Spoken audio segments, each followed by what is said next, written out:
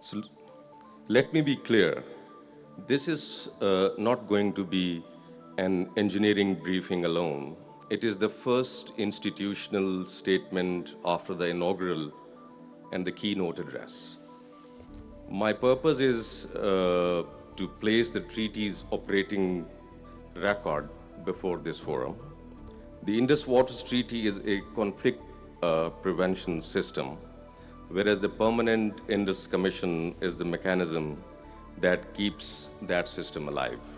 Next, please. Ladies and gentlemen, I will not duplicate the political keynote, the legal analysis, the that will follow. My role is narrower, but essential. I'll place before this forum the operating record of the treaty, what the treaty requires, what Pakistan has done, and what happens when the routine channels are blocked. This is where the principle meets the practice. Next, please. For Pakistan, this is national security, not merely the hydrology. Flow predictability is not, ladies and gentlemen, a luxury of planning. It is part of the survival architecture of the state. When the lives and livelihoods of 240 million people are tied to the Indus Basin, when more than 80% of the arable land depends on these waters, which constitutes around 45 million acres of land, which is being irrigated by the canal waters, and that is a promise the state makes with the farmers. When agriculture contributes almost a quarter of GDP and 1/3 of the employment, water uncertainty becomes the national uncertainty. Pakistan's restraint has been deliberate, but water, food, livelihood, and social stability are not negotiable abstractions. That is why Pakistan has publicly defined the strategic threshold for any attempt to stop or divert the treaty waters belonging to Pakistan. Next, please. The treaty converted a territorial river system into a legal architecture by way of fixing and delimiting the rights and obligations of the parties owed to each other. The eastern rivers were, so we all know, allocated to India, whereas the western rivers, the Indus, the Jhelum, and the Chenab, were placed under the general rule of Pakistan's unrestricted use, with India's uses confined to carefully defined exceptions. Pakistan accepted that bargain, rebuilt its irrigation life around that bargain. That is very important. And planned its national water economy on the assurance that the western rivers would be let flow. The bargain remains the bargain. It was not a favor, it was a binding settlement, binding on both the parties. Next, please. You can see on the screen that how this treaty serves as a conflict prevention design. Ladies and gentlemen, the treaty is basically engineering for peace, which works because the four elements operate together: the allocation, the cooperation, the institution, and the dispute control. Allocation tells each side that what it may use and what it may not use. Cooperation provides data, notice, and inspection. And the Commission gives a regular channel of communication, whereas the Article 9 gives a safety valve when questions cannot be settled bilaterally. You just remove one element and the peace function starts to fail. Therefore, the abeyance is not a diplomatic slogan. We need to understand that it is an attempt to disable the stabilizing architecture. Next, please. Next. Now I would come to the Article 8 of the total 12 articles of the treaty, which makes the Commission, the Permanent Indus Commission, the treaty's early warning system. Ladies and gentlemen, it is not a mailbox or a post office. It is, in fact, the operating mechanism that keeps water out of conflict. The Commission converts suspicion into data, and data into verification, and verification into the settlements.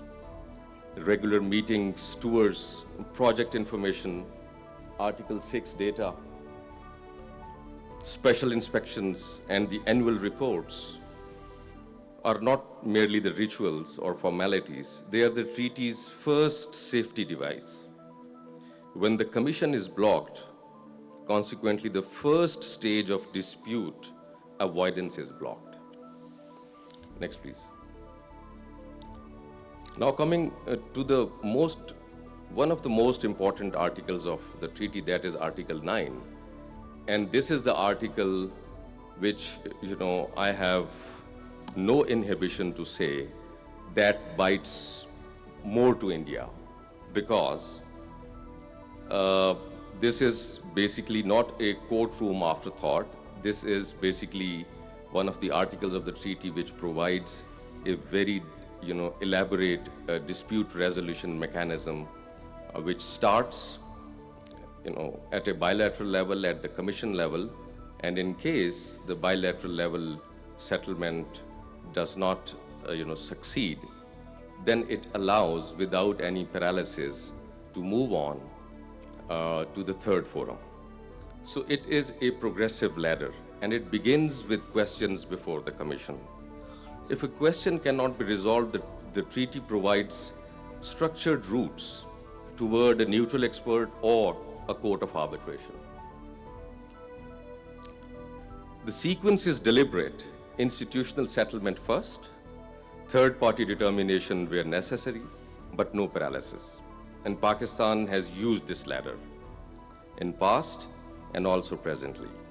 The point to be highlighted is that non-response cannot be allowed to destroy the ladder. Next, please. And now comes the Court of Arbitration, which basically stems out of the Article 9 of the treaty. And the Court of Arbitration has basically strengthened the legal certainty. The court did not weaken the treaty, it basically reactivated the treaty. If we see simply towards the history of the implementation of the treaty, we can see that ever since India started the development of its works on the western rivers, and that was basically started at a very fast pace from the year starting 2000. So there has always been a discord between the parties, and eventually in 2016, Pakistan decided that now is the time to have the general interpretation of the Indus Waters Treaty, particularly the provisions which govern the development by India on the western rivers. So the Court of Arbitration's rulings, we are fortunate that we received 2 awards from the Court of Arbitration, one last year in the month of August, and the second, which was a supplemental award, so this year, a month before. So the court's rulings on competence, may those be the matters related to competence or the general interpretation or the specific design issue of maximum pondage, the court has confirmed 4 essential points to be noted. First, that India's non-appearance before the court does not paralyze the proceedings. Second, the abeyance posture does not deprive the court of competence. And third, the awards are final, binding, and controlling. And India must let flow the western rivers with treaty exceptions applied strictly. Ladies and gentlemen, this is not a political rhetoric, and it is no more a Pakistan's position paper. It is the treaty speaking through its own court. Next, please. So let's talk about, in specific terms, about the awards, that, how these awards operationalize the terms of the treaty. The court's award translates the legal obligations into the operational discipline. Like the let flow is the general rule for the western rivers and an obligation for India to fulfill. And run-of-river hydropower is permitted to India only within the Article 3 and Annexure D, and pondage must be realistic. Installed capacity of the new run-of-river hydroelectric plants and their anticipated load cannot be inflated to create the operational discretion by way of inflating the pottage. Minimum downstream flow obligations and the environmental concerns must be respected. This is what the court has said. And Pakistan does not object, ladies and gentlemen, to the lawful hydropower. Lawful hydropower is not the problem for Pakistan, but, and it's a very big part, that the unlawful control, excessive discretion, and the opaque operation are the problem. Next, please. Now, I would share briefly that how Pakistan has kept the channel alive despite India's posturing of abeyance. Starting from the year 2025 and 26, the treaty year, which ended on 31st of March this year, the record is basically institutional. Pakistan kept the channel alive. I share it with full responsibility. Pakistan continued to provide the required data. Pakistan sent correspondence. Pakistan requested meetings, inspections, project information, and Article 9 consultations. Pakistan also prepared and transmitted the draft annual report, even in the exception circumstances, but there has been no response from the other side. On the other side of the record, before 2025, when India announced to hold the treaty in abeyance, we also see a similar pattern from the Indian side, and that was that there has been no commission meeting after May 2022, no general or special tour of inspection. Corresponding monthly data has remained outstanding after August 2023, and multiple core treaty communications have received no response. This is precisely what increases the risk of the avoidable escalation. Next, please. Now, what happens when data stops? The hydrological information, ladies and gentlemen, is not a diplomatic courtesy. It is an operational necessity. Without data, the downstream state is forced to guess whether it faces nature or the upstream operation. Only last night, I have been writing to my Indian counterpart when I observed significant fluctuations in the flows of Chenab yet again for the fourth time since last year, April 2025. That is not a technical inconvenience. It is a strategic hazard. Flood forecasting windows shrink, irrigation scheduling becomes uncertain at the sowing stage particularly, barrage and reservoir operations lose the predictive confidence, technical verification is displaced by strategic doubt. Therefore, there is no brainer in understanding that the data sharing is the line between the natural risk and the manufactured vulnerability. Next, please. As I just discussed about the manipulations of the flows of Chenab at Marala, so the Chenab episodes required answers. I will state this carefully and without overclaiming causation. These events required explanation and operational data, and we have been asking to India. Pakistan asked for that through the treaty channels, and ladies and gentlemen, there is no response from the Indian side, and the non-response creates the risk. When flows at Marala moved from a peak of 78,000 cusick to only 1,500 cusick in May 2025, when December 2025 shows a movement from 58,000 cusick down to 870 cusick, and when May 2026 records a sharp fall within the event window, no responsible downstream commissioner can treat that as a routine and move on. These are precisely the events the Commission exists to examine, with data, inspection, and consultation. Next, please. Now, I would like to show you a pattern, that how the pattern matters. Ladies and gentlemen, the issue is not hydropower for Pakistan. The issue is basically accumulated upstream control without the treaty discipline. The discipline which has been enshrined into the treaty as its fundamental core. You can see on the map all the red boxes are the ones under stress. Starting from Marala Barrage, upstream, you can see that India has started reopening of its low-level outlets, and what would happen in simple terms, that by way of so doing, so India will have a control by way of, emptying the reservoir and refilling, and then basically repeating these, manipulations just to the detriment of Pakistan, which is, by the way, only 70 kilometers downstream of Salal. And the story does not stop. This basically leads to a pattern where India is going to construct its Sawalkot hydropower. The Ratle is, presently under construction. Similarly, 1,000 megawatt Pakaldol is under construction. Kiru and Kawar are with the same status. And now India has started to develop the Chenab River link, so which has a potential to divert the water of 1.9 million acre feet.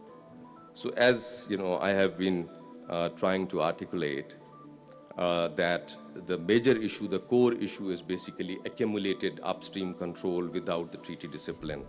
One project may be a question in terms of the Article 9, but a cluster of accelerated works with no data, no inspection, and no commission engagement, that becomes a strategic pattern. No more a question. So I have already explained briefly that what is going to happen with these projects. So Pakistan say yes to only lawful runoff river generation, but Pakistan of course says no to the unlawful control, diversion, opacity, and the failure to comply. Next, please. So coming to close my presentation, I would like to say something briefly about the diversion and the control.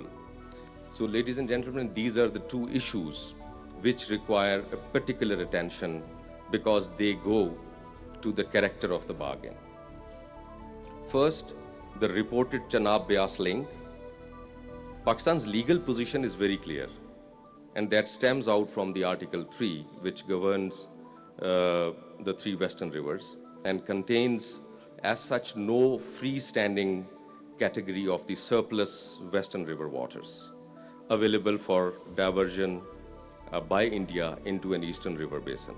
Diversion changes the character of the bargain. The bargain, which is at the core of the treaty, through which Pakistan agreed to forego and surrender its rights of the three eastern rivers. Second is the Salal, as I explained. And ladies and gentlemen, so there has been a bilateral agreement signed by the then Indian Minister for External Affairs back in the year 1978, Mr. A.B. Vajpayee, and from Pakistan side it was signed by Pakistan's Foreign Minister Agha Shahi. That agreement required the outlet works to be permanently plugged, and those were plugged. Now, if removal is claimed to be necessary for a safety emergency, the agreement requires immediate information, consultation, and site inspection. Alterations essentially require the mutual agreement, and reopening low-level outlets changes the control, as I explained, posture of a project governed by a specific bilateral agreement. So the Commission must examine both before facts are created on the ground. But these facts are going to be created on ground, whereas there are no consultations. Next, please. Now, coming to the international record, Pakistan is not responding only through the speeches. Pakistan has used the international system responsibly. The Deputy Prime Minister and the Foreign Minister briefed the diplomatic corps and wrote to the President of the Security Council, the President of the General Assembly, and the Secretary General. And Pakistan's permanent representative to the UN transmitted the record to the Security Council and the India-Pakistan question, under the India-Pakistan question. And ladies and gentlemen, very importantly, to the vindication of Pakistan's position, UN Special Procedures mandate holders in October 2025 have publicly recognized serious human rights concerns comprising the water, food, livelihood, environment, and the development. So we are taking the matter to the world not only to internationalize a quarrel, but to prevent a treaty breakdown from becoming a security crisis. Water is life and it cannot be weaponized. Next, please. Something about Pakistan's own water house.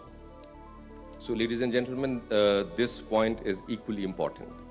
Pakistan is not merely asserting the rights abroad.